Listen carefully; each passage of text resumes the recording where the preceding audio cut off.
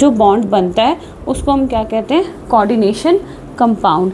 जो electron rich होता है उसको हम हमेशा लुईस बेस बोलते हैं, और जो डेफिशिएंट होता है उसको लुईस एसिड बोलते हैं। इसमें इलेक्ट्रॉन रिच वाला इलेक्ट्रॉन डेफिशिएंट वाले को क्या करता है, कुछ इलेक्ट्रॉन्स दे देता है, अपनी बॉन्ड शेयरिंग करवाता होता है, जिससे हमारा कोऑर्डिनेशन कंपाउंड की चीज़ें फॉर्म होती है।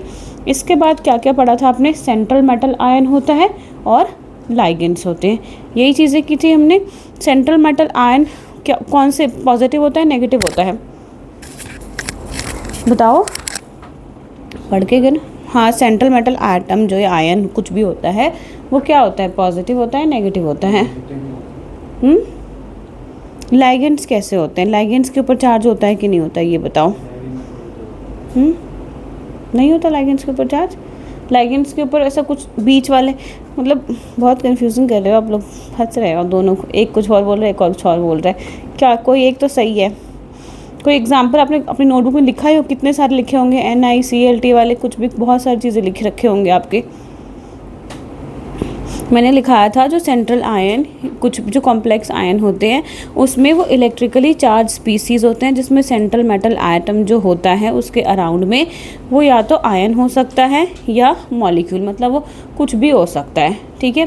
न्यूट्रल भी रह सकता है, पॉजिटिव नेगेटिव चार्ज कोई भी कैरी कर सकता है।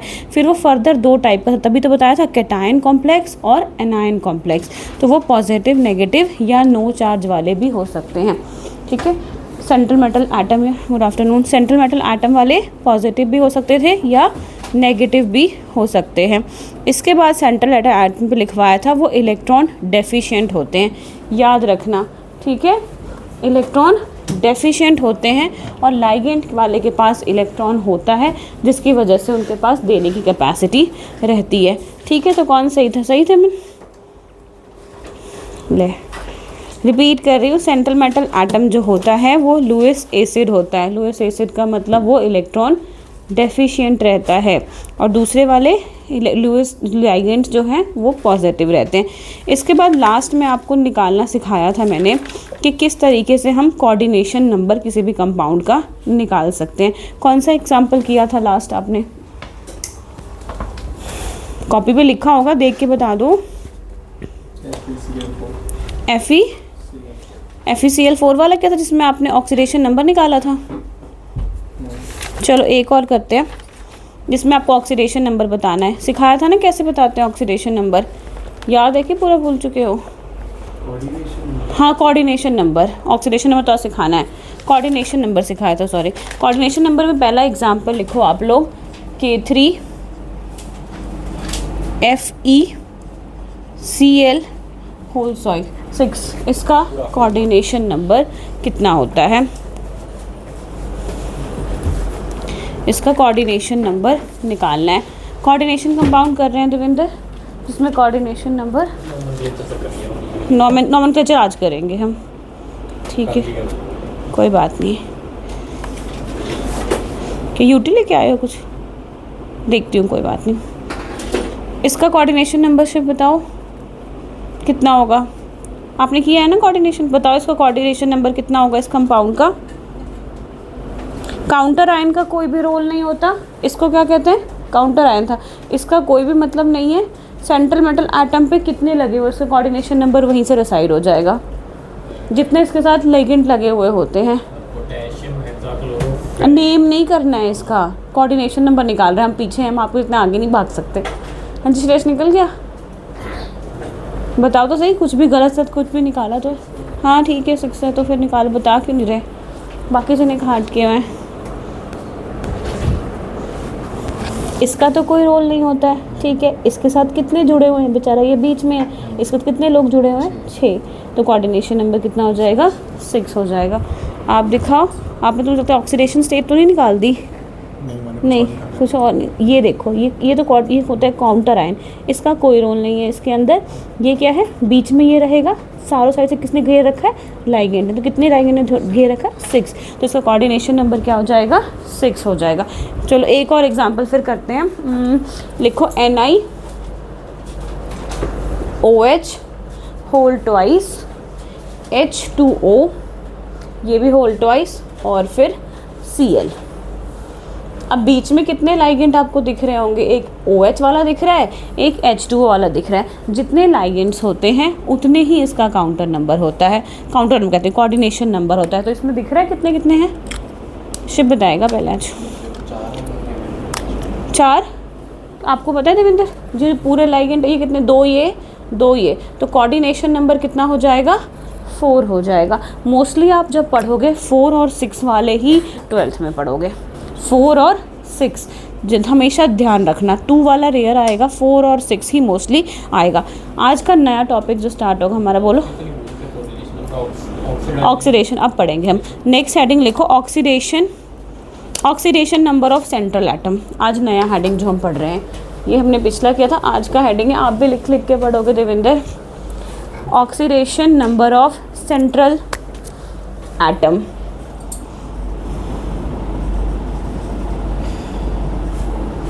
ऑक्सीडेशन नंबर ऑफ सेंट्रल, जो एटम या आयन, आप कुछ भी लिख सकते हो, वो कोई भी चीज़ हो सकती है, एटम भी हो सकता है, आयन भी हो सकता है। तो ये निकाल के हमें नॉमेनक्लेचर में हेल्प करती है। नॉमेनक्लेचर में जब बड़ा बड़ा हम नाम लिखेंगे ना, ट्राइक्लोरोफेरेट 2, बड़े से जो IUPAC नेम जैसे आप करते होते थे, तो इसका नॉमेनक्लेचर के रूल्स भी अलग अलग होते हैं। तो आज हम नॉमेनक्लेचर तक पहुँचने की कोशिश करेंगे। अब इसमें लिखो, ऑक्सीडेशन क्या होता है, रिडॉक्स का रूल का कुछ याद हो, 11th में किया हो अपने। ऑक्सीडेशन का मतलब गेन ऑफ इलेक्ट्रॉन या lose of electron, gain of electron and lose of hydrogen होता है। तो मतलब जो इलेक्ट्रॉन है वो कितना दूर या कितना पास शिफ्ट हो रहा है इस कोऑर्डिनेशन के अंदर, इस पर डिपेंड करेगा इसका ऑक्सीडेशन नंबर। तो ऑक्सीडेशन नंबर कैसे निकालते हैं वो हम स्टार्ट करेंगे। आपको निकालना आता है ऑक्सीडेशन नंबर? चलिए, पहला क्वेश्चन अगर हम लेते हैं जिसमें आपका Fe है, FeCN, सबसे छोटे एग्जाम्पल से स्टार्ट करेंगे। ये ब्रैकेट है होल और फिर -1, ठीक है। इसमें ये क्या है, इसका लिगेंड है, और ये इसका कोई भी सेंट्रल मेटल एटम या आयन होता है। तो हमें निकालना किसका है, देखो इसका निकालना है हमें, ऑक्सीडेशन स्टेट या ऑक्सीडेशन नंबर। तो इसको x करोगे, बीच में प्लस लगाओगे। Cn के ऊपर चार्ज कितना होता है, अभी तो चलो नहीं पता होगा, करते करते आ जाएगा। Cn का -1 चार्ज होता है, तो -1 × 4 इज इक्वल्स टू जो ओवरऑल चार्ज होगा -1। सारे मैथ्स के स्टूडेंट सबसे फटाफट कर लो, बताओ ज़रा कितना निकलेगा, जो भी निकलेगा वैल्यू। कॉपी निकाल लो आप पहले, और कॉपी में लिखना भी है। +3 -3 -2 क्या आया होगा? हाँ मन आया +3 की, कुछ और आया तो कुछ और आ रहा है तो बता सकते हो क्या आ गया। +3 आ गया होगा, एक्सेस को तो पता है, प्लस माइनस माइनस उधर जाएगा तो प्लस, तो = +3। तो यहाँ पे आयरन का ऑक्सीडेशन स्टेट कितना है, +3। तो ये निकालने का पर्पस यही है, आपको जब नॉमेनक्लेचर करेंगे इस कंपाउंड्स की, इसका ये नाम क्या है, पढ़ना तो हमें अभी आ नहीं रहा ना, तो पढ़ना जब सीखेंगे तो वहीं पे ये चीज़ काम आएगी। चलो एक दो और निकालते हैं, मैं तो क्वेश्चन लिख लूँ, फटाफट निकालते जाइए थोड़े। MnOH होल ट्वाइस, H2O मैं चार्ज अभी बता दूंगी फ़िलहाल के लिए किस पे कितना होता है। OH पे -1 होता है, वाटर न्यूट्रल होता है, तो वाटर पे 0 होता है। अगर कोई चार्ज यहाँ नहीं लिखी हुई तो मतलब क्या हो गया, राइट हैंड साइड 0 हो जाएगा वो नंबर। क्लियर है, निकालो। और क्वेश्चन लिखती हूँ फिर मैं भी साथ में। और NH3 होल ट्वाइस En, फिर +2 है इसके ऊपर। क्वेश्चन 3 हो गया। क्वेश्चन नंबर 4 है आपका Na2, जिससे पूछूंगी वही बताएगा answer. Cl thrice, Br thrice. ये शायद ना हो आपसे, पर बता दूंगी। 4th वाले पे स्टार लगा दिया मैंने।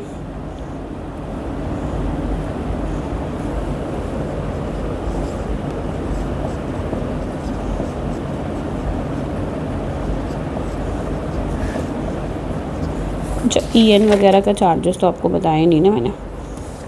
अमोनिया पे भी 0 होता है, En वाला भी 0 होता है।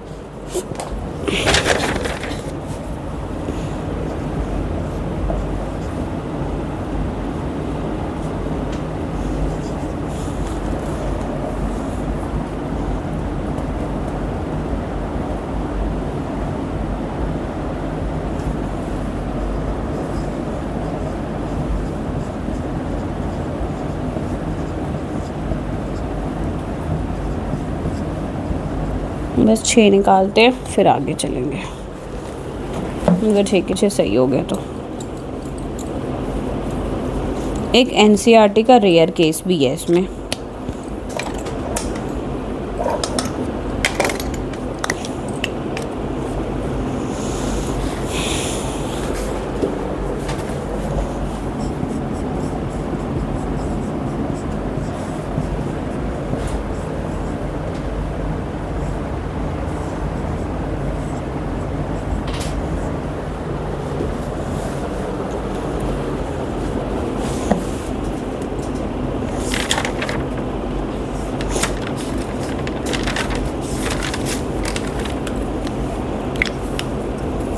सबके चार्जेस मैंने बता दिए हैं।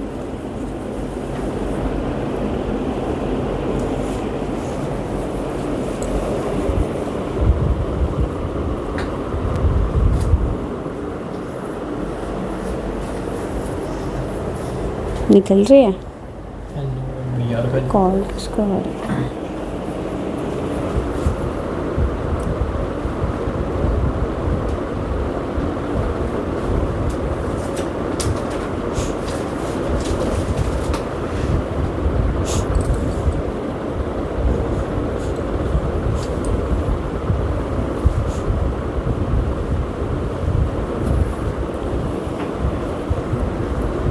निकल गया सारा, 6 के 6 हो गए।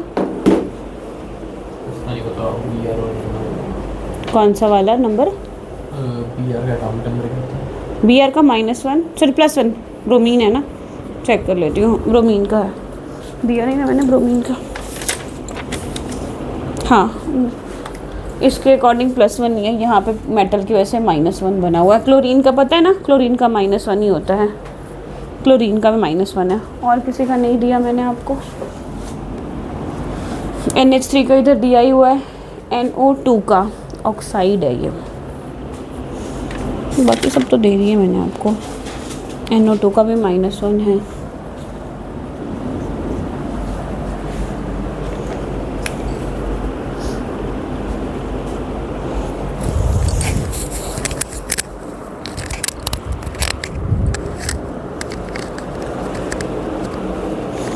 हो गए, कितने हुए? 5th रह गया, 4th रह गया। हाँ चलो 4th थोड़ा सा दिक्कत हो रहा होगा क्योंकि इसमें काउंटर आयन लगा हुआ है और वो बाहर है, ठीक है। तभी मैंने स्टार लगाया है उसके ऊपर, तो मैं बता दूंगी। बाकी हो गए सारे।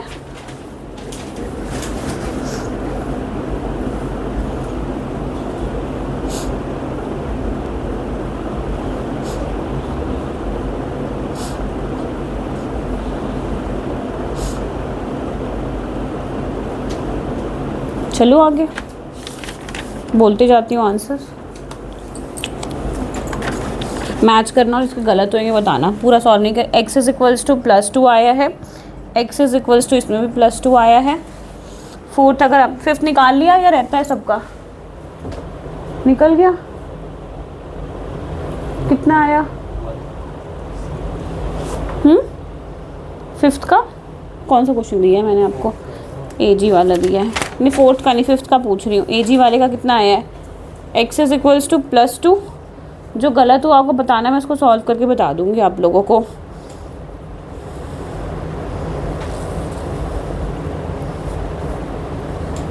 ये भी x = +2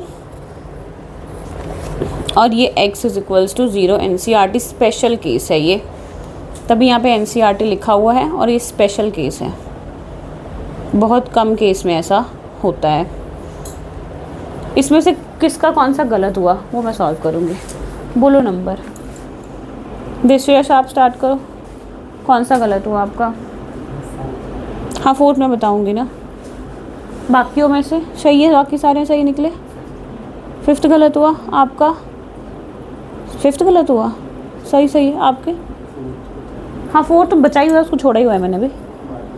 आपका देवेंद्र 5th भी नहीं हुआ और बाकी हो गए सारे। 4th हो गया था। 4th का कितना आ रहा है? हाँ काउंटर आया ना, आपने निकाला हुआ है तो पता होगा आपको शायद। क्या कह रहे हो? मैच कर रहा है 4th का 6 +4 है। +4 वाला है ये। यहाँ पे +4 क्यों आया? क्योंकि यहाँ पे ये क्या चीज़ है, ये है आपकी काउंटर आयन।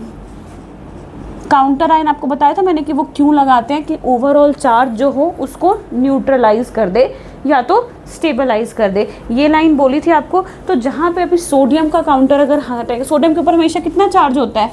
+1 होता है ना, ठीक है। बट यहाँ पे ये कितने हैं सोडियम? 2 हैं। तो जब इसको अगर काउंटर आयन को मैं हटा दूँ इस कंपाउंड में से तो ओवरऑल चार्ज आ जाएगा -2 का, ठीक है। ओवरऑल चार्ज कितना आ जाएगा? -2 का। अब जब आप सॉल्व करोगे तो शायद बन जाएगा आपका, क्योंकि इसका तो कुछ रोल ही नहीं प्ले करना। काउंटर आयन को हमें हटाना पड़ेगा ताकि हमें ओवरऑल चार्ज दिखे और हमें निकालनी है। तो आपका x की वैल्यू अब आ जाएगी बिल्कुल करेक्ट। अब बताओ देवेंद्र, अब कितना आ जाएगा x का वैल्यू? हाँ, +4 -4 +4 आ जाएगा। ये वाला गलत किया आप लोगों ने। इसमें क्या होगा? x + 0 × 3 प्लस NO2 का कितना है? माइनस है, उसके ऊपर कुछ नहीं है, बस एक ही है क्योंकि ब्रैकेट के बाहर कोई भी चीज़ नहीं लिखी हुई है, तो सिंगल कंपाउंड ही है ना वो। तो = क्लोरीन हटाएंगे तो कितना चार्ज बनता है क्लोरीन के ऊपर? +1। इसमें हमेशा उल्टा होता है, सोडियम पॉजिटिव होता है तो इसमें नेगेटिव लिखा है, क्लोरीन नेगेटिव होता है तो यहाँ पे आपने क्या लिखा? ओवरऑल +1 लिखा, ये 5th के लिए। तो आप लोग सही निकल गया था 5th कि गलत हो गया था? कितना आंसर निकाला है 5th का आप लोगों ने? x + 3 - 1 = +1। तो क्या हो जाएगा? x + लास्ट मल्टीप्लाई करा ना, 0 बोलते भी नहीं है लोग कि 0 होगा। तो x = क्या हो जाएगा? +2 -1 भी उधर चला जाएगा तो +2 हो जाएगा। यही आया था, गड़बड़ लगता है मुझे, कॉपी देखनी पड़ेगी। प्लस माइनस की वैल्यू आता है शेष, आ गया कि नहीं आ गया आपका भी? तो आगे चलते हैं। ये निकालना अगर आप लोग को आ गया तो ये ऐसे डायरेक्टली तो कहीं निकलवा के पूछेंगे नहीं कि निकाल के हमें दो, ये आपको एज इट इज़ बस नोमेनक्लेचर जब हम करेंगे नेमिंग्स तो उसमें आएगा। लिखा आपने रोमन लेटर में 2, 3, 4। अब हेडिंग डालो आप लोग, type of complexes in coordination compound, किसमें? हाँ जी, सेंट्रल मेटल एटम में ही निकालेगा। हेडिंग डालो, type of complexes in coordination compound, डाल लो हेडिंग।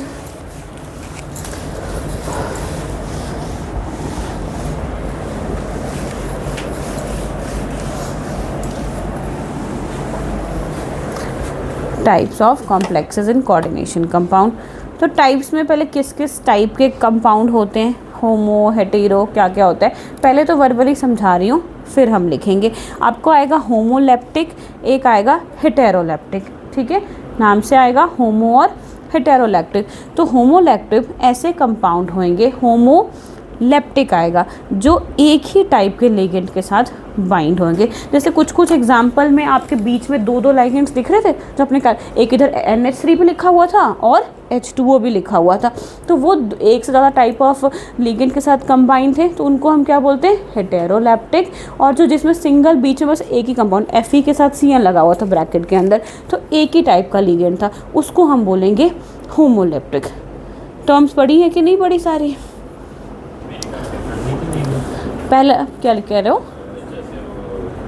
पहला लिखो आप लोग होमोलेप्टिक कंपाउंड। होमो क्या? पहला है आपका होमोलेप्टिक कंपाउंड, ठीक है। इसको ब्रैकेट में समझने के लिए आप लिख सकते हो सेम लिगेंड या तो सिंगल लिगेंड। फिर इसकी पूरी डेफिनेशन में लिखाती हूँ, सेम या तो सारे लिगेंड। इसमें लिखो complexes in which the metal atom और ion. Definition, complexes in which the metal atom or ion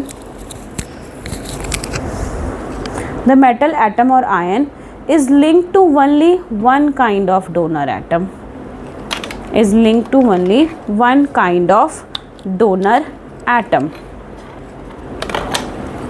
one kind of donor atom। Example में लिख सकते हो CO क्या है यहाँ पे? सेंट्रल मेटल एटम, यहाँ पे आ जाएगा NH3 3 पॉजिटिव। तो ये क्या है आपका, एक ही काइंड के लिगेंड के साथ आपका जो ये सेंट्रल मेटल एटम या आयन है वो जुड़ रखा हुआ है, ठीक है। सेकेंड लिखो heteroleptic complexes, HETEROLEP, heteroleptic compound या कॉम्प्लेक्स बोलो। इसमें जैसे सेम लैंग्वेज लिखा दी ना कि सेम या सिंगल, इसमें आप लिख सकते हो मोर देन वन लिगेंड, इसमें ज़्यादा होते हैं, more than one kind of ligand.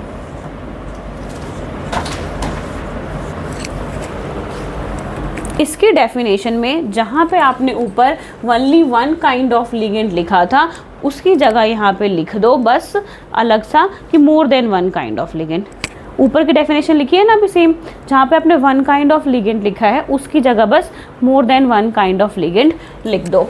Example लिख दो CO NH3 whole twice Cl2 और ओवरऑल चार्जेस प्लस का।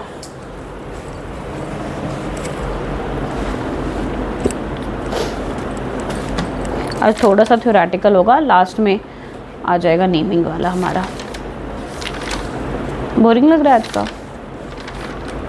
थर्ड लिखो आप लोग liable and inert complexes, LABILE labile and inert complexes, labile and inert complexes. Labile and inert complexes में लिखो सबसे पहले, लेबाइल का मतलब आपको नाम से समझ आएगा, लाइबल बोलते हैं वैसे तो इसको, मैं लिखने के चलते इसको लेबाइल करती रहती हूँ। ये लाइबल है और ये इनर्ट है।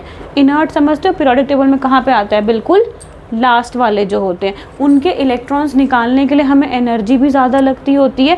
तो कह रहे हैं कि लाइबल वो कोऑर्डिनेशन कंपाउंड है जिसमें हमें सेंट्रल मेटल एटम और जो लिगेंड्स हैं उनको अलग करना इजी होता है, ठीक है।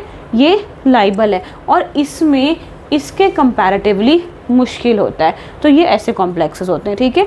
लेबाइल का मतलब जिसमें आप सेंट्रल मेटल और लिगेंड को ईजिली अलग कर सकते हो वो लेबाइल कंपाउंड कहलाते हैं।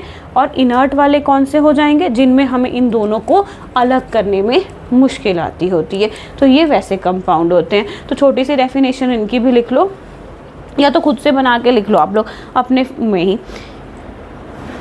सेंट्रल मेटल लेबाइल वाले में क्या लिखोगे, complexes in which ligand substitution is faster या fast, ligand substitution is fast, और दूसरे वाले में slow।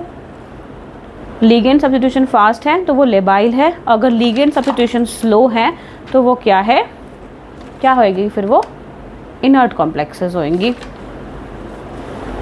अब एक डायग्राम ड्रॉ कर रही हूँ, उसमें से मुझे बताना कि लेबाइल कौन है और इनर्ट कौन सा है।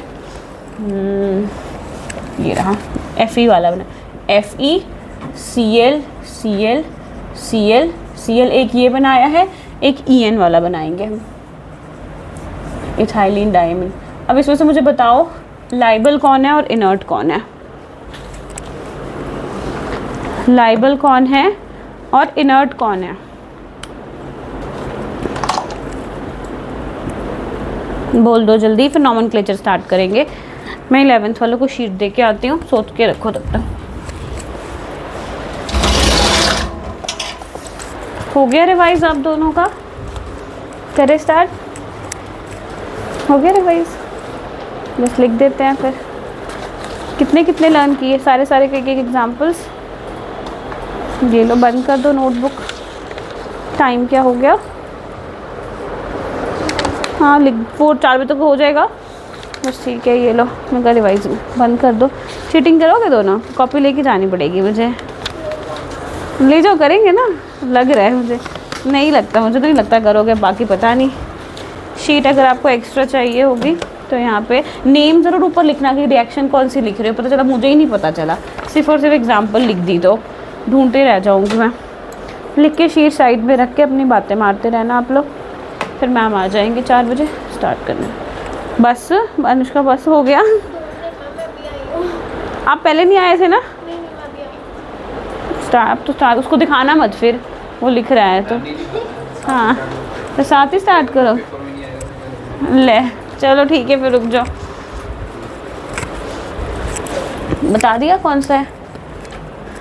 हाँ बोलो जल्दी, अमन स्टार्ट करेगा। वोटिंग करो इस पर, कौन है लाइबल, कौन है इनर्ट? एक को तो बोलना है, गलत सही तो मैं करूँगी, कुछ नहीं बोलना है इन्होंने। फिर आप बताओ। और वो लाइबल होगा आपके हिसाब से।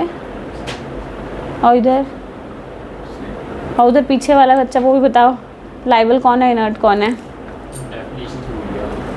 बट डेफिनेशन बोल गए। जिस लाइबल का मतलब जो इजीली सेपरेट कर सकते हैं सेंट्रल मेटल एटम को और लीगेंड को। ये लीगेंड से सेंट्रल मेटल एटम है, तभी लिखा होता है ना Fe, फिर ब्रैकेट में Cl और फ्रॉइस करके ऐसे लिखा होता है।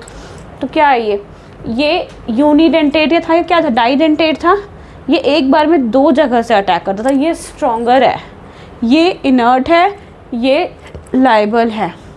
प्रॉपर्टी, क्योंकि EN का याद होगा अगर आपको, कल मैंने पढ़ा के भेजा था, क्या ये डाइडेंटेट वाले होते हैं। तो लिख लो, ये आपका इनर्ट का एग्जाम्पल है और ये आपके लेबाइल है, जो लाइबल आप कह सकते हो।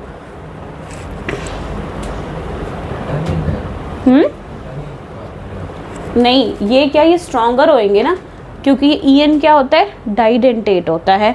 तो डाइडेंटेट है, तो ये जो बॉन्ड बनाएगा ना सेंट्रल मेटल एटम के साथ, तो ये स्ट्रॉन्गर बॉन्ड बनाता है एज कंपेयर टू बाकी सेंट्रल मेटल एटम के जैसे।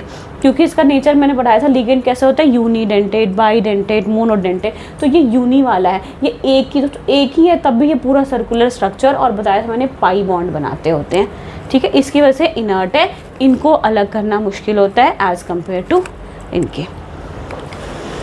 अब हम इस चैप्टर के काफ़ी इंटरेस्टिंग फेज पे पहुंच गए, नॉमेनक्लेचर्स पे, जहाँ पे हमें नेमिंग करना हो। IUPAC में नेमिंग आपने कर ली है, प्रोपेन टू ओल, ब्यूटेनेट टू ओल, जो आपने ऑर्गेनिक में भी पढ़ी है।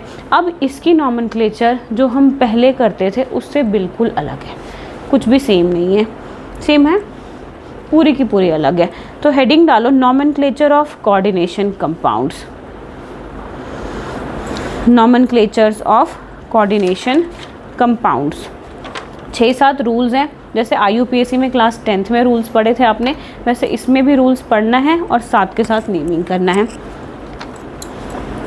रूल नंबर 1 पे, वैसे पता है नेमिंग आपका 1-2 नंबर का इस चैप्टर से आएगा और 1-2 नंबर के ऑर्गेनिक में से आएंगे। पर ये मैं सोचना कि 1-2 नंबर का आता है तो मैं छोड़ दूँ। अब क्या पता, डिपेंड अपॉन क्वेश्चन पेपर कितने कितने नंबर का वो ज़्यादा का आ सकता है। पिछले वाला 3-4 नंबर का था, तो आपको तो चैप्टर था ना, UT था ना, तो उसमें तो डालेंगे ही डालेंगे। तो नॉमेनक्लेचर सबसे पहले रूल लिखो आप। Rule number 1, naming the entire compound, naming the entire compound cation first then anion. Example के साथ भी बताऊँ, naming the entire compound cation कौन से, पॉजिटिव चार्ज वाले। Naming the entire compound cation पहले करेंगे बच्चे, cation ही पहले, तो नहीं बोला उल्टा मैंने, cation को ही पहले करते हैं। cation पे पॉजिटिव चार्ज होता है। +2 में आ गए, तुम्हारा चार्ज ही नहीं रटा अभी तक। कैथोड नेगेटिव होता है, cation पॉजिटिव होता है। ठीक है, पहला क्या लिख दिया, naming the entire compound cation first then anion. इसके नीचे एक एग्जांपल लिखो आप लोग। अगर आपका Na2 Zn Cl3 Br3, तो देखो ये क्या है, बाहर का क्या है, काउंटर एटम या कुछ भी है। इसमें ओवरऑल चार्ज क्या होगा, नेम बिफोर का, अगर याद है अभी सोडियम को हटाया था हमने, तो ऊपर क्या -2 चार्ज गया था कि नहीं गया था। तो अब इसमें काउंटर एटम भी लगा हुआ है। तो इसको अगर कुछ ऐसा बाहर लगाओ तो सबसे पहले इस डब्बे के बाहर वाली चीज़ को नेमिंग करेंगे। ठीक है, इसी को कहते हैं cation को नेमिंग करें। cation हो, अगर यहाँ एनायन होता तो एनायन को भी नेम करते, पर मोस्टली हम किसको करेंगे, cation को। तो इसमें पैर में क्या लगा हुआ है, 2 लगा हुआ है, तो इसको 2-3 कुछ नहीं लिखना, जो इसका नाम है एज इट इज़ हम स्टार्ट कर देंगे। सोडियम, फिर आगे की कहानी है। Die sodium, by sodium, try sodium कुछ नहीं लिखना है। अगर इसके आगे K लगा होता तो पोटेशियम लिख देते, Cl लिखा होता तो क्लोराइड लिख देते, जो लिखा होता सेम टू सेम। 2 3 4 कुछ भी लिखा हो वो डजंट मैटर यहाँ पे, ठीक है। बाई टाई ट्राई बाई कुछ नहीं लगाना। पहला रूल यही कहता है कि अगर ब्रैकेट के बाहर कैटायन एनायन है तो सबसे पहले नेमिंग किसकी होगी, इसकी होगी। और IUPAC में क्या सिखाती थी, जो बड़ा सा चेन है कार्बन कार्बन कार्बन, अगर ये डेकेन है तो पहले हम डेकेन लिखते थे, उल्टा लिखते पीछे लिखते थे डेकेन, फिर आगे उसके आइसोमर्स लिखा करते थे। बट कोऑर्डिनेशन कंपाउंड में जो सबसे पहले चीज़ है उसको नेमिंग करेंगे। तो ये फर्स्ट रूल कहता है, ठीक है। एग्जाम्पल के साथ क्लियर है पहला रूल। नेक्स्ट करके देखते हैं। नेक्स्ट लिखो, naming the complex ion ligand first. खत्म चैप्टर। वाह बहुत बढ़िया, जल्दी खत्म हो गया। Naming the complex ion ligand first. इसके अंदर लाइन लिख सकते हो, इनसाइड द स्क्वायर ब्रैकेट। पहले तो स्क्वायर ब्रैकेट के बाहर का काम निपटा दिया रूल नंबर 1 में। सेकेंड रूल में लिख रहे हो आप इसी के अंदर, inside the square bracket the ligands are named first, the ligands are named first followed by the central metal atom, followed by the central metal atom या आयन जो भी होगा। इसमें थोड़ा सा आपको हेल्प होगा, CONH3 होल फॉर Cl2 और ये क्या बन जाएगा +1 का चार्ज। इसके बाहर कोई नाम लिखा हुआ है नहीं है, अगर रहता तो आप क्या करते, ये वाला कुछ भी आप लिख देते। सेकेंड रूल कहता है सेंट्रल मेटल एटम से पहले स्क्वायर ब्रैकेट के अंदर जो लीगेंट है उसकी नेमिंग करेंगे और फॉलोड बाय जो आपका सेंटर, मतलब इनका नेम लिख देने के बाद जो भी XYZ आएगा मैं इस CO का नेम लिखने वाली हूँ। तो इसका नेम आप बताओगे कैसे करते हैं, इसके लिए प्रॉपर चार्ट है। तो वो चार्ट के टेट्रामाइन डाई क्लोरो या क्लोराइडो कोबाल्ट, क्या कह रहे हो, Cl के बाहर, ब्रैकेट के बाहर। अगर वो ब्रैकेट हटा दूंगी तो बन जाएगा, इसको ब्रैकेट के बाहर वाला ही इसको पहले करा, 2 ब्रैकेट नहीं लगाएंगे पहले।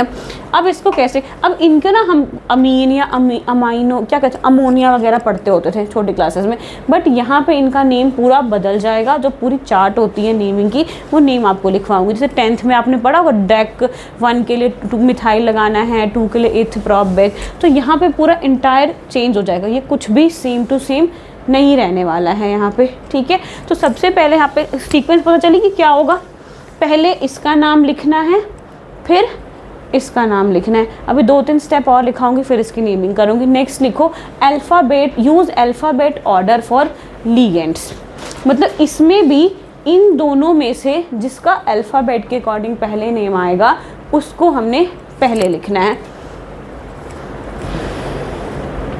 Use alphabetical orders for ligands.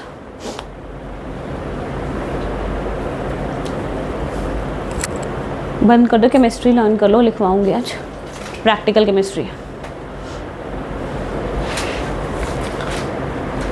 हो गया, लिख भी रहे हो। Use alphabetical orders for ligand. Next step में लिखो use prefix for multiple ligands, जैसे कि डाई ट्राई टेट्रा हेक्सा, क्यों बना लिया, डाई ट्राई हेक्सा हेप्टा जो भी कहते होते हैं वो चीज़ें आपने लगानी है। इधर देखो एक बार, उसकी नेमिंग करी, फिर इनकी नेमिंग करनी है। इनकी नेमिंग में जो क्लोरो अमाइनो जो भी इसका नाम होगा अल्फ़ाबेट के अकॉर्डिंग पहले उसको लिखेंगे। अगर ये इसका नाम ए से है, फॉर एग्जांपल इसको ए से कहते हैं, तो इसका ए से नाम पहले लिखोगे, फिर इसका नाम अगर पी से है तो पी से इसका नाम हम लिख देंगे। इसके बाद आपको क्या लिखना है, सफिक्स प्रीफिक्स तो लग गया। अब उसके बाद आपको डाई है ट्राई है वो लिखना है। इसके लिए डाई ट्राई की कोई ज़रूरत नहीं है, बट लीगेंड में हमें di tri tetra hexa hepta जो लग रहा होगा 6 नंबर तक जाएगा, 8 नंबर तक जाएगा, वो सारी की यूज़ करनी है। फॉर एग्जांपल इसका नाम कहते हैं अमाइन कहते हैं, अमाइन कहते हैं, तो क्या लिखूंगी टेट्रा अमीन या अमाइन जो भी इसको कहते हैं, टेट्रा अमीन। तो इसके अंदर आपको ब्रैकेट के अंदर उसका जो भी सफिक्स है, सॉरी प्रीफिक्स है जो भी लगाना है वो आपको ऐड करना ही करना है ब्रैकेट के अंदर। नेक्स्ट स्टेप पे लिखो, next step if ligand already have di-tri in its name, if ligands already have di-tri in its name, तो क्या यूज़ करेंगे देवेंद्र?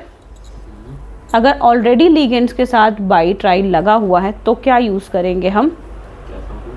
जैसे इस मैं कोई लिखूँगी, ये ईएन था, ईएन का नेम ही आपको पता होगा क्या होता है, इथेन 1,2 डायमीन। तो इसकी नेमिंग कैसे लगाएंगे? बेस ट्रेस और वैसे लगाते होते हैं, ठीक है। तो अब आपको पता चल गया कि अब मैंने बोला सबके आगे टेट्रा पेट्रा लगा देना है, बट कुछ ऐसे लिगेंड्स आएंगे, जैसे कि मैंने कोई एग्जांपल लिखा, यहाँ पे ईएन लिख दिया, ठीक है, ईएन लिख दिया। ईएन का नेम आपको कल बताया था क्या होता है, इथेन 1,2 डायमीन। इसके नेम में तो पहले से ही क्या लगा हुआ है, डाई लगा हुआ है। तो अगर यहाँ पे भी ये 2 लिखा होता तो आप कैसे नेमिंग करते, डाई इथेन 1,2 डायमीन, तो वो गलत हो जाएगा। जिस भी लिगेंड के साथ या उसके नेम में पहले से ही डाई ट्राई बाई आता है तो उसके लिए हम यूज़ करते हैं बिस फॉर 2, ट्रिस फॉर 3, ठीक है, बिस ट्रिस और क्या है, टेट्रा नहीं होता, 2 ही होते हैं, बिस और ट्रिस वाले ही आएंगे। टेट्राइड्स आते हैं, मतलब टेट्राकिस बोलते हैं वैसे इसको हम, टेट्राकिस ये होता है फॉर 4। टेट्राकिस 4 आपको यूज़ होगा नहीं, बिस और ट्रिस ही यूज़ होता है, बिस और ट्रिस। बिस और ट्रिस से मतलब क्या हो जाएगा, कैसे लिखोगे, जो भी इसका नाम है, इसका अगर 2 लगा हुआ है तो बिस इथेन 1,2 डायमीन, फिर इसका जो भी इसका नाम कर दिया, फिर आपका जो सेंट्रल मेटल का आयन का नेम होगा उसकी नेमिंग हो जाएगी। लग रही है नेमिंग, पता हो जाएगा हमें नेमिंग। इधर श्रेयस आपने लिख लिया अपने अपनी वर्डिंग्स में। अगर आपको नहीं समझ आ रहा मेरी वर्डिंग्स तो उसको आप अपनी वर्डिंग्स में भी लिख सकते हो कि किस किस तरीके से हमें करना है। डन। नेक्स्ट पॉइंट कौन सा, 5th या 6th पॉइंट बना होगा आपका? नेक्स्ट पॉइंट 6 बना, लिखो सेंट्रल मेटल एटम, मतलब ये वाला जो यहाँ पे होता है। जैसे इस वाले में क्या लिखा हुआ है, जिंक वगैरह लिखा हुआ है, कुछ कुछ लिखा होता है ना, जिंक, कोबाल्ट, कोई भी चीज़। तो अगर वो लिखो कि if central metal atom have overall charges anion, थोड़े इंग्लिश गड़बड़ कर दूँगी पर काम चला लेना, overall charges anion, then add 8 with metal name, then add 8 with metal name। अगर कंपाउंड या जो भी बड़ा सा कंपाउंड लिखा है उसके ऊपर कोई माइनस चार्ज है, ठीक है, मैंने क्या बोला है, एनायन होगा। अगर माइनस चार्ज है तो सेंट्रल मेटल एटम के साथ मैं क्या लगाऊंगी, 8 लगाऊंगी। जैसे मैंने इसका पूरा नाम लिख दिया, अब यहाँ पे क्या है, जिंक है, पूरा नाम लिख दिया होगा ना कि इथेन बिस इथेन 1,2 डायमीन क्लोरो। अब इसका नाम भी मुझे लिखना है और इसके ऊपर चार्ज कैसा है, -1 है। तो मैं क्या लिखूंगी लास्ट में, जिंक 8। जिंक नहीं लिखूंगी, जिंक 8 लिखूंगी। जिंक 8 किस केस में लिखूंगी, जब ओवरऑल चार्ज माइनस में है। अगर ओवरऑल चार्ज पॉजिटिव है तो मैं सीधा जिंक लिख के निकल जाऊंगी, ठीक है। अगर ओवरऑल चार्ज पॉजिटिव है तो मैं सिर्फ जिंक लिख के काम ख़त्म कर दूंगी। ये कोबाल्ट था यहाँ पे तो कोबाल्टेट हो जाएगा, CO था ना पहले मैंने मिटा दिया, तो वो बन जाएगा कोबाल्टेट। लास्ट रूल, फिर हम अपने नॉमेनक्लेचर्स की तरफ बढ़ जाएंगे। लास्ट रूल लिखो 7th में, ऑक्सीडेशन स्टेट। अभी निकालना सीख के आए हो पीछे, ऑक्सीडेशन स्टेट किसको कहते हैं, सबको आ गया ना, +2 +3 निकालने वाला। लिखो when the central metal atom have oxidation state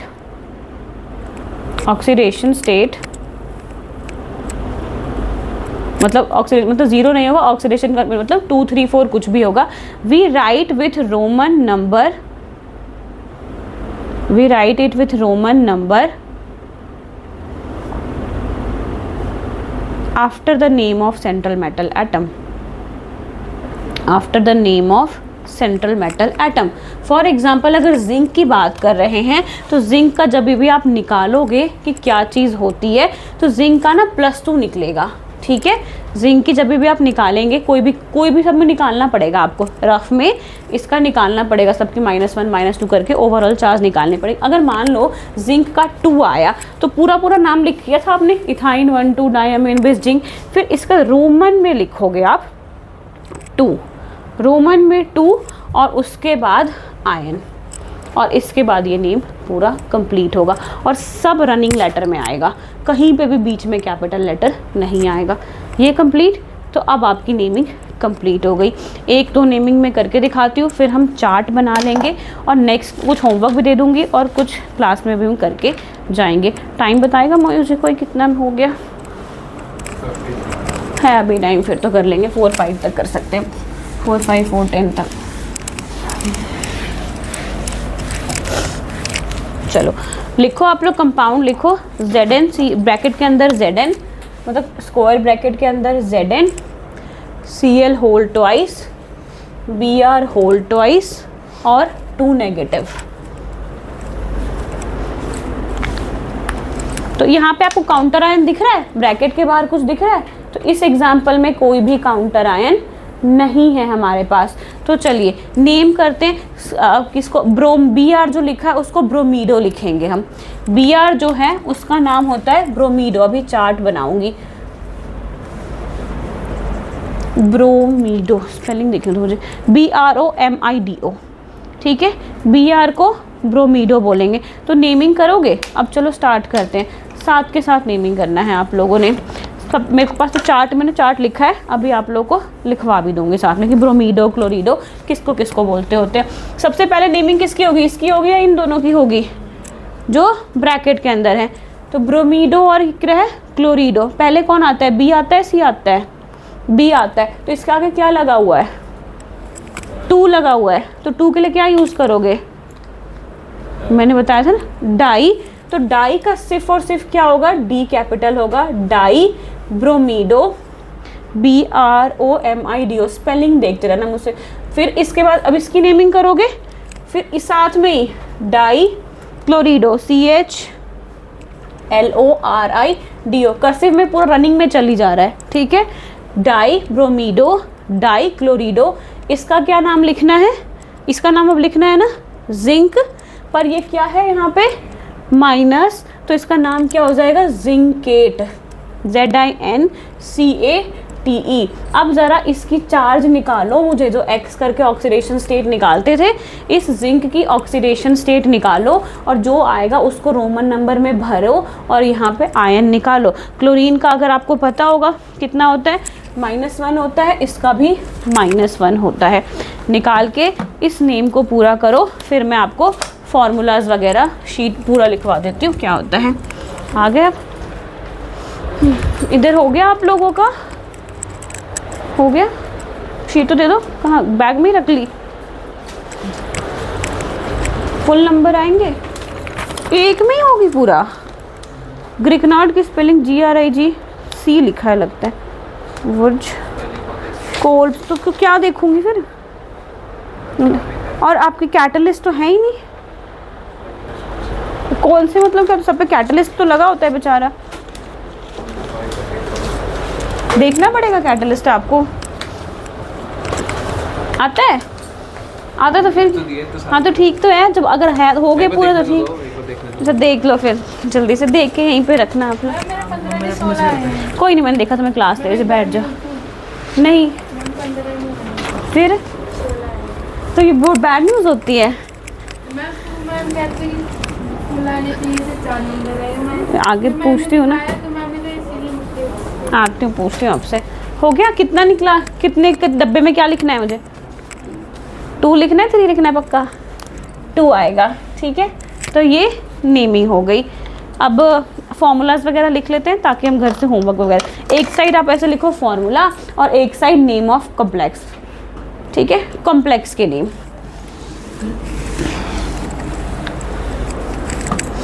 ये NCERT में भी नहीं दे रखा है साथ साथ, तो यहीं पे आप बना के रखना जिससे पता चले। आपको कैसे करवाया देवेंद्र मैम ने फॉर्मूला वगैरह क्या लिखवाया था या कैसे करवाया, कोई दूसरी बुक से? दूसरी बुक से कराया था, ट्रिक से की। कौन सी वाली? क्या नाम है, लिगेंड्स कौन से होते हैं, फिर वही मतलब रूल्स के हिसाब से ही। नहीं तो ये क्लोरीडो वो सब कैसे लर्न करवाया? क्लोरीन तो सेम ही आता है, क्लोरीडो। चलो F नेगेटिव इसको हम बोलेंगे फ्लोरिडो। फ्लोरिडो। Cl नेगेटिव को क्लोरिडो।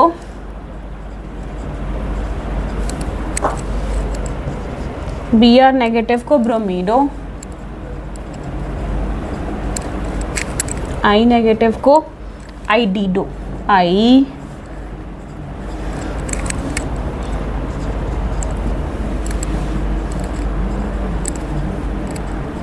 स्पेलिंग देखते रहना, स्पेलिंग ही नहीं गलत होनी चाहिए।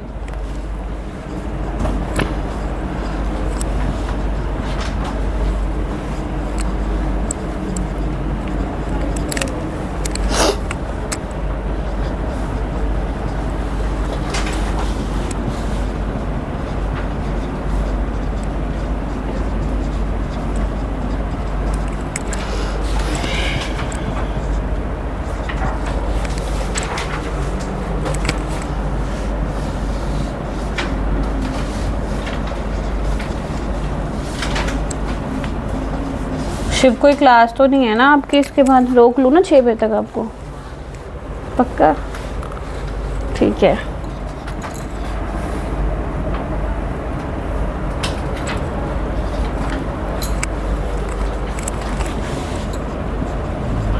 हाँ जी। हाँ NCERT में दे भी नहीं दे रखा ना, मैंने तभी अलग से इसको निकाल के लिख के लेके आई हूँ। NCERT में आधी चीज़ें गायब होती हैं। नहीं नहीं नहीं, नेमिंग के लिए आउट ऑफ सिलेबस होता है। छोड़ दो स्कूल वाले को, बोर्ड वाले पकड़ेंगे आपको।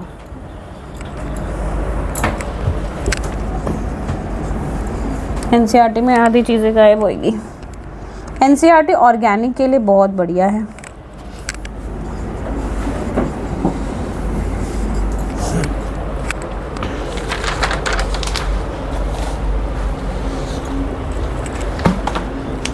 ऊपर के हो गए 4 कम से कम?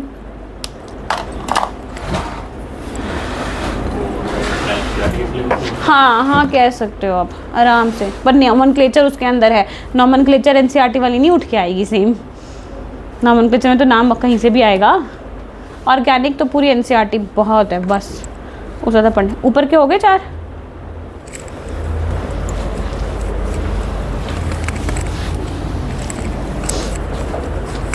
CO कार्बोनाइल, NO नाइट्रोसाइल, लिखते चलो। CO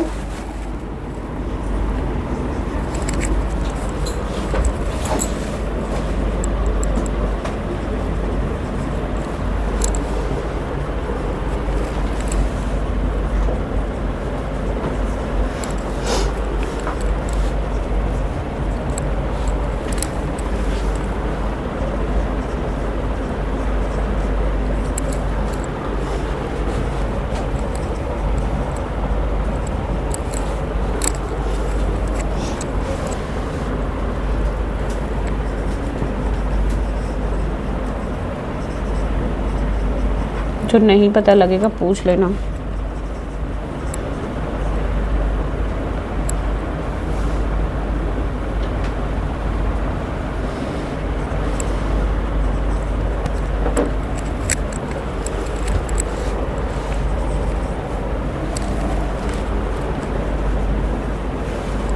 नेमिंग तो आपका गलत नहीं होना चाहिए देवेंद्र, फिर नेमिंग तो गलत नहीं होनी चाहिए। पर मैं तो कॉम्प्लेक्सेस आएंगे ना आगे तो फर्दर, अभी तो नहीं आए।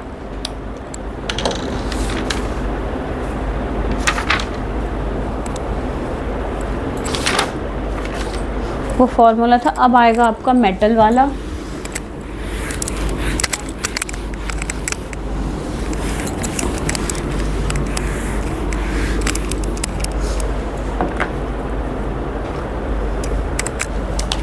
नेक्स्ट चार्ट बनेगा, दूसरा चार्ट बनेगा मेटल नेम एंड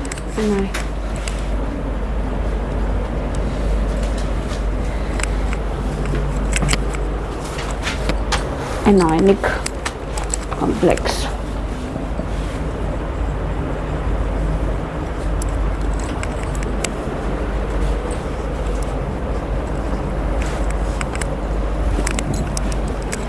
जो हम लास्ट वाले लिखते हैं ना जिसमें 8 लग रहा था, ये वो है।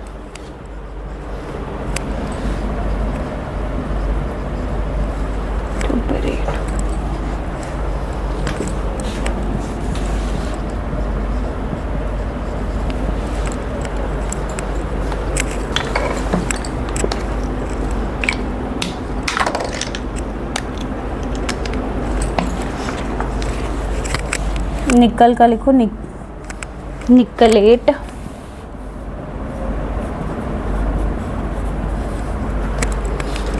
ये इसका, ये अलग से एजी वाला, ये इसके उसके लैटिन नेम पे है जहाँ से ये डिराइव होता है। 2 रह गया।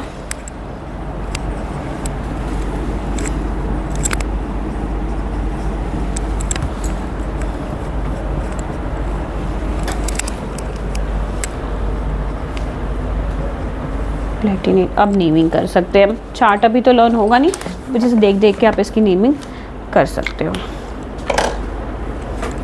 पुराना वाला रिवाइज कर रही हो कि नया? नया लर्न कर रही हो। हो गया लिखने वाला काम, ठीक है सर। अब क्वेश्चंस करते हैं। धीरे धीरे आपने चार्ट लर्न करते जाना है, जो दोनों चार्ट आपको पता है। सबसे ज़्यादा ध्यान पता है किस में देना? अच्छा वो मिटा दिया ना, उसमें अमाइन में ना AMM आया था, AMMINE, तो वो गलत नहीं करना अमाइन वाले में। और इसमें देख लो बस AG का आर्जेंटेट है। चलो नेमिंग के क्वेश्चंस लिखते हैं। हो गया ना, पूरा नोट डाउन कर लिया है? ऊपर वाला तो हो गया होगा।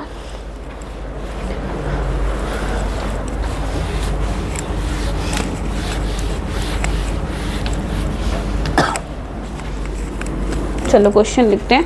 ब्रैकेट के अंदर लिखो FE, फिर अंदर small bracket NH3 whole thrice. Question number 1 for naming FE NH3 whole thrice, इसका ये 0 होता है। H2O ये भी 0 होता है, होल थ्राइस और +3 है, ये स्मॉल ब्रैकेट है। ये पहली नेमिंग है।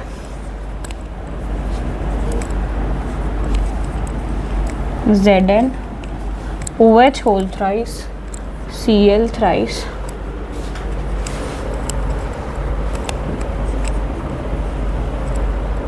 OH और Cl का तो आपको पता चल जाना चाहिए क्या होता है। NiCO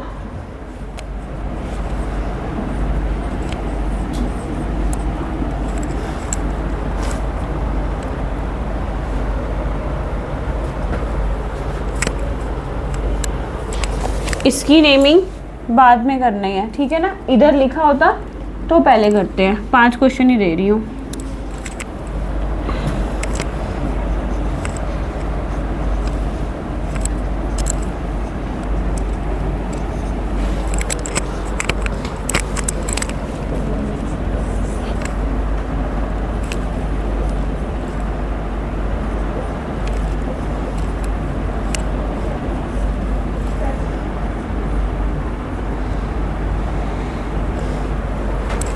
बस 5 ही करते हैं। हो गई नेमिंग? कर दो। हाँ हाँ कर लो, 1-2 तो कर लो, फिर इसके बाद करेंगे बाद में।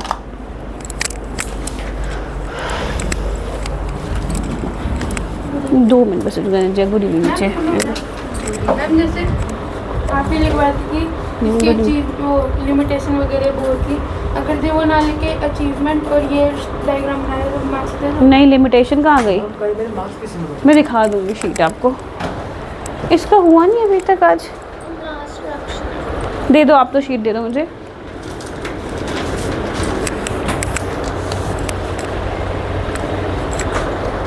लास्ट ईयर हो गया पूरा, देख लो सीधा कौन से कहाँ से है वो भी लिख दो नाम।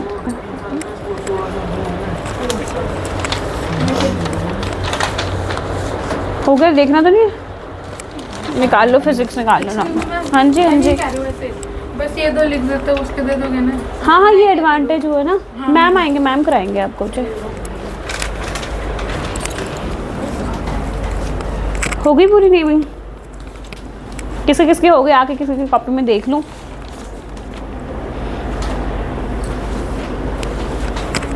यहीं से आके देखना पड़ेगा मुझे। करके तो देखो, बस स्टार्टिंग वाले 1-2 मिनट करके देखा। चलो इसके हाथ तो चला थोड़ा थोड़ा। पहला तो कैपिटल लिख सकते हैं, पहले में थोड़ी ना मना है हमें कैपिटल। तुम कहाँ पे पहुँची? ये हो गया था पूरा पेज। बहुत ज़्यादा है भी तो 10 पेजेस का, 100 पेजों का। 10 पूरे 100 थे इसमें लर्न करने के लिए। 100 तो नहीं थे, कुछ तो था कि पूरा 1 महीने का काम हमने निकाला था इसमें। 30 था। अच्छा 30 था ना पूरा है।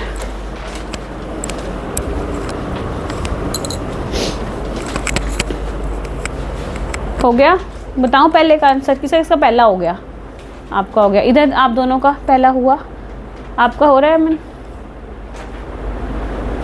जिनका हो गया उनको देख के उनको भेज देती हूँ, जिनका नहीं हुआ वो भी थोड़ा दिमाग लगाएंगे।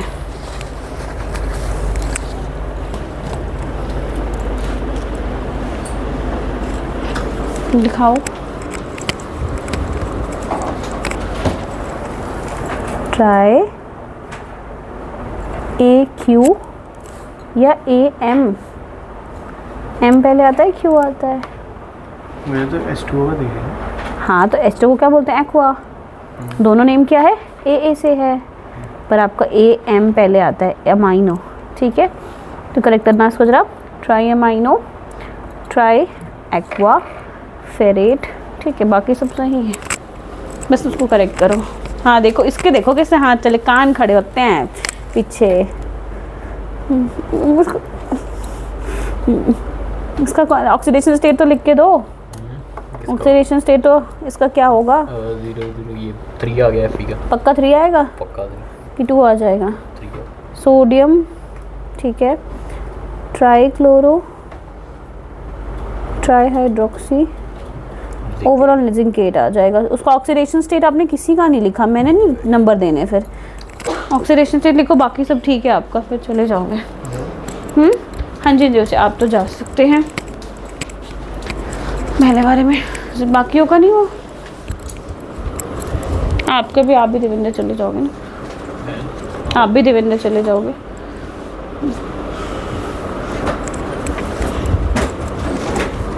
नहीं हो रहा? हो रहा है, वो सही है जो लिखे। हाँ वो पर्ची देखती हूँ आपकी मैं। ये देखो दिया कैसे, पता नहीं क्या दे रहे हैं। आ जाओ जिया, बैठ जाओ, बैठ जाओ, हम स्टार्ट करते हैं। इसमें नेमिंग्स होंगे ना? हाँ, फिर वो करवाने में भी मज़ा आएगा। ये रहा यूपीएससी नेम मिल गया मुझे। ठीक है, ये मैं रख रही हूँ अपने पास। आपने तो फेंक ही डाली, दिखाना। हाँ, 3rd पे आगे, पहले वाले पे पहला करके। ये ठीक है, सही जा रहा है। बताती हूँ, सही सही चल रहा है वैसे तो। रुक क्यों गए? कंप्लीट नहीं हुआ वैसे। हाँ जी चलो। हाँ जी, मैम तो आ गए हैं। उधर जाना है आपने? और श्रेष्ठ तो भाग गया मुझे लगता है। देख लो, मैंने पकड़ लिया, आपको आप कहाँ हिलोगे। श्रेष्ठ मुझे दिखा नहीं, पता नहीं, अब आपकी मर्जी। मैंने भी आपको देखा नहीं। हाँ, जिंकेट बनता है ना, जिंक का। दिखाइए आप क्या किया आपने। ये देखो, इसका पता चल गया आपको। अमीनो होता है, इसका एक्वा होता है। तो ट्राई, पहला तो टी कैप, पहला लेटर कैपिटल लिखेंगे। ठीक है, ट्राई अमीनो, ट्राई एक्वा। इसको कौन लिखेगा? Central metal. ये क्या है? Fe का कुछ लिखवाया था मैंने, कहाँ गया? Fe क्या होता है? आयरन होता है। Fe करवाया मैंने आपको पहले, सबसे पहले एक क्वेश्चन में Fe दिया था मैंने आपको। अच्छा, Fe का कुछ नहीं होता, तो आयरन पता होता है, मैं तभी नहीं लिखवाया होगा। ठीक है, ये पता होता है। पहले लिखना है, बार-बार लिखना है। आयरन, अगर पॉजिटिव चार्ज है तो आयरनेट लगाने की कोई ज़रूरत नहीं। ऑक्सीडेशन लगा दी, ये करेक्ट हो गया। ठीक है, अब आप शायद सब कह सकते हो। ये इस साइड है, सबसे पहले इसका नाम लिखोगे। इसका क्या नाम है? सोडियम 4 का कुछ नहीं करना हमें, सोडियम लिख दोगे पूरा, फिर जो भी इसमें से जिसका नाम पहले आता होगा OH और उसका नाम, फिर इसका ऑक्सीडेशन स्टेट, लास्ट में आयन। ठीक है, एक कर लो और ज़रा, फिर दिखाना, एक ज़रा करके जाइए। आप दिखाइए पहला वाला। ये क्या है, ये क्या लिखा है आपने, अनायन क्यों लिखा उसे? अनायन तो कहीं नहीं सिखाया मैंने। फेरेट हो गया एनायन गलती से। ठीक है, फेरेट भी पहले नहीं लिखेंगे, फेरेट भी आपका बाद में, अगर इसके यहाँ पे कोई चीज़ होता तो बाहर लिखते होते हैं। ठीक है, जैसे सोडियम लिखा आपने, इसका क्या आ जाएगा, ट्राई अमाइन, ट्राई एक्वा, फिर क्या आएगा, आयरन। अगर ये ओवरऑल पॉजिटिव है तो आयरनेट लिखने के, आयरन, फिर उसका ये हमेशा रोमन नंबर यूज़ करना है, और ये आयन। ठीक है, इसमें ठीक है, सोडियम लिखा, सोडियम, ट्राई क्लोरो ही लिखना था, क्लोरीडो, क्लोरीडो करोगे इसको, ट्राई क्लोरीडो, ट्राई एक्वा, नहीं एक्वा नहीं है, OH हाइड्रोक्सी ऑक्साइड वाला, हाइड्रोक्सीडो, ट्राई हाइड्रोक्सीडो, फिर इसका जो ऑक्सीडेशन स्टेट है देन आयन। क्लियर है, करेक्ट करोगे इसको, ये गलत हो गया है, इसको ठीक करो, सेकंड वाला को करेक्ट करो, फिर स्टार्ट करते हैं।